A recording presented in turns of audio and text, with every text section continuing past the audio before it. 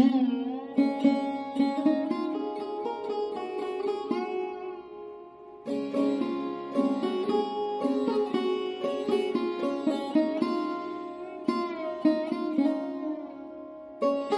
Evening বন্ধুরা, welcome to my YouTube channel. আমি শ্রাবণী। তো তোমরা সবাই কেমন আছো? আশা করছি সবাই ভালো আছো, আমিও খুব ভালো আছি। আজকে ভিডিওটা শুরু করলাম হচ্ছে সন্ধ্যাবেলায়। আমি খুব কমই হচ্ছে সন্ধ্যাবেলায় ভিডিও কম করি, শুরু করি সকাল থেকে শুরু করি, কিন্তু আজকে সন্ধ্যা থেকে শুরু করলাম। তো আজ হচ্ছে শনিবার। তো যাই হোক, তোমরা আমার সঙ্গে দেখো, তো ভিডিওটা দেখতে থাকো। এখন রান্নাঘরে আসলাম, আমার বর কাজ থেকে ফিরলো, চা বসাতে বললো। তো সেই মতোই দেখো, প্রথমে চাটা বসিয়ে দিলাম।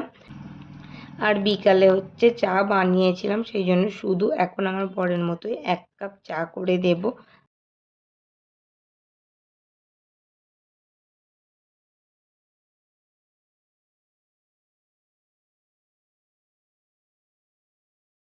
আর এখানে দেখো চাটা এখন হয়ে গিয়েছে, ওপরে গিয়ে দিয়ে গেলাম।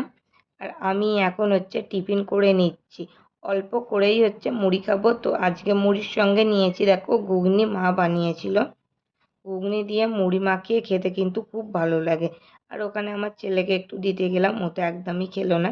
তো ওকে হচ্ছে দুধটা গরম করে দিয়ে দেবো, আজকে বিকালে দুধ খাইনি সেই জন্য।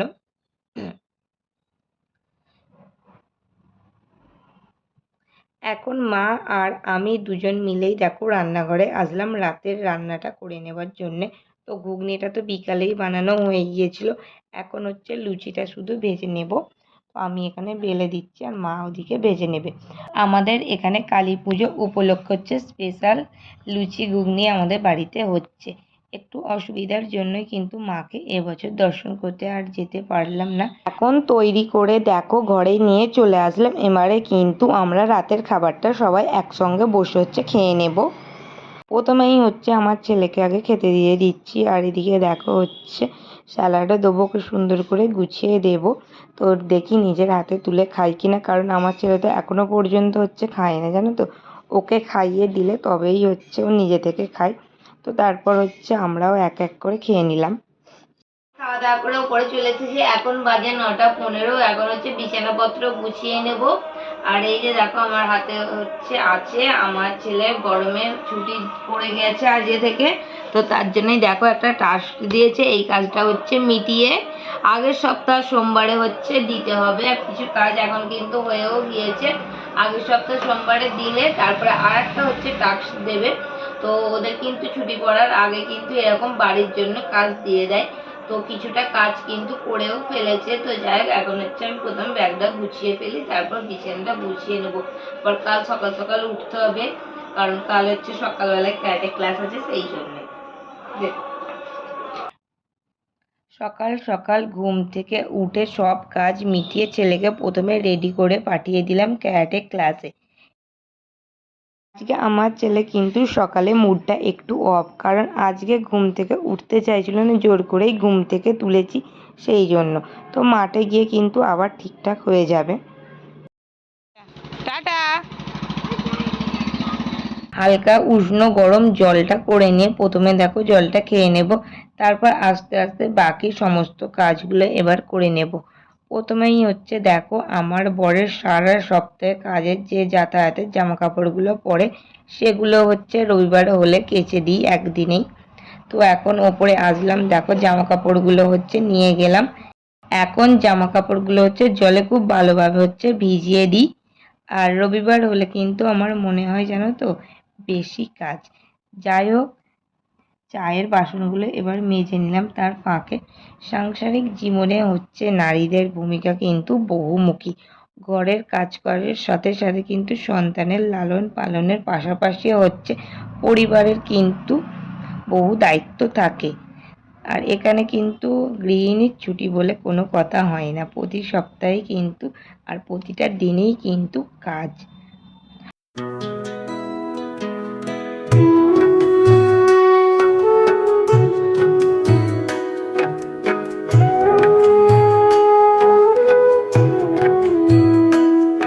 কথা বলতে বলতে দেখো আমি কিন্তু কাজ মিটিয়ে জামা কাপড় ধুয়ে ছাদে চলে আসলাম।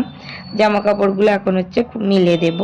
আর এখন একটু সকাল সকাল, তো সেই জন্য ছাদে খুব একটা রোদ এখনো আসেনি। আর ছাদে আসার আগে কিন্তু নিচেই জামা কাপড়গুলো উল্টে নিয়ে এসেছিলাম, কারণ হচ্ছে জামা কাপড়গুলো ছাদে দিয়ে এসে প্রথমেই একটু ফ্যান চালিয়ে একটু বসলাম। তো এবার হচ্ছে একটু গাটা ঠান্ডা হলো, যা সকাল থেকে গরম লাগছিল। তো এবার তাহলে গিয়ে শুধু স্নানটা করব, তার আগে একটা কাজ বাকি। তো সেটা তো চলো তাহলে প্রথমে নিচে যাই। আগে স্নান করতে যাওয়ার আগে হচ্ছে হাঁড়ি কড়াইয়ে ছাইটা মাখিয়ে নিচ্ছি তাড়াতাড়ি করে।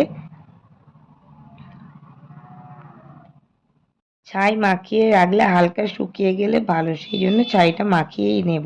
এই মাত্রই স্নান টান করে দেখো আসলাম, এবার হচ্ছে চা খাবো। আর এখন কিন্তু অনেকটা ফ্রেশ লাগছে, গরম হচ্ছিল, ঠান্ডা জলে স্নানটা করতে বেশ একটা যেন ফ্রেশ ফ্রেশ মুহূর্ত লাগছে। আর তারপর একটা জিনিস দেখাই, দাঁড়াবো, এই যে দেখো আজ যে কত পর্তুলিকা ফুল একসঙ্গে ফুটেছে, এই দেখো কি দারুণ লাগছে। এই গাছগুলো কিন্তু বীজ পড়ে আপনি থেকে হয়েছে এখানে, এই গাছগুলো সব তো টবে বসানো ছিল, এই যে দেখো।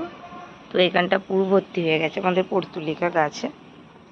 আর এখানে ছোটো ছোটো চারাও বেরোচ্ছে আবার, খুব সুন্দর লাগছে। কাল সন্ধ্যায় বাপি বাজার থেকে দেখো শাক সন্দেশ নিয়ে এসেছিল, সেই শাক সন্দেশটাই হচ্ছে আমরা এখন খেয়ে নিচ্ছি, নিয়ে একটু জল খাবো, তারপর হচ্ছে টিফিন হচ্ছে খেয়ে নেবো সকালের টিফিনটা। আর এখানে গাছ থেকে দেখো কত আম পেড়ে নিয়ে আসলো হচ্ছে আমার বর, হাফ হচ্ছে কাঁচা পাকা আম। তো এটা হচ্ছে কদিন রাখলেই পেকে যাবে। আর আমগুলো দিয়ে কি সুন্দর একটা গন্ধ বেরিয়েছে, পাকলে কিন্তু পুরোটাই লাল হয়ে যাবে। তো দাঁড়াও তোমাদের একবার দেখাই, এই যে দেখো কি সুন্দর লাগছে একদম, আমগুলো একটু লম্বা আম।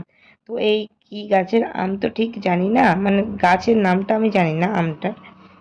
আর এখানে হচ্ছে যা গরম পড়েছে দেখো, মা তাই আমাদের বাড়ির মুরগিগুলোকে হচ্ছে ভালো করে স্নানটা করিয়ে দিচ্ছে। এখানে একটা মজার বিষয় তোমরা একবার দেখো, মরুটাকে স্নানটা করানোর পর বাকি মুরগিগুলোকে যখন স্নান করানো হচ্ছিল, ওই দেখো ছাদে যাচ্ছে, জামা কাপড়গুলো শুকিয়ে গেছে, 11:30টার মতো বাজে, সেই জন্য আসলাম। আর ছাদে কিন্তু এখন খুব চড়া রোদ, সেই জন্য টাওয়ালটা নিয়ে এসেছি, এই দেখো।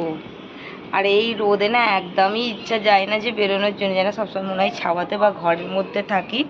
তো এখন চলে আসলাম হচ্ছে ছাদে, তাহলে প্রথমে জামা কাপড়গুলো তুলে ফেলি। তো জামা কাপড়টা তোলা হচ্ছে হয়ে গেছে, এখন নিচে যাই। আর একদম ছাদটা কি গরম, মানে দাঁড়ানোই যাচ্ছে না। তো যাই হোক, এখানেই ভিডিওটা শেষ করছি, দেখা করছি আবারও একটা আগামী ব্লগ নিয়ে।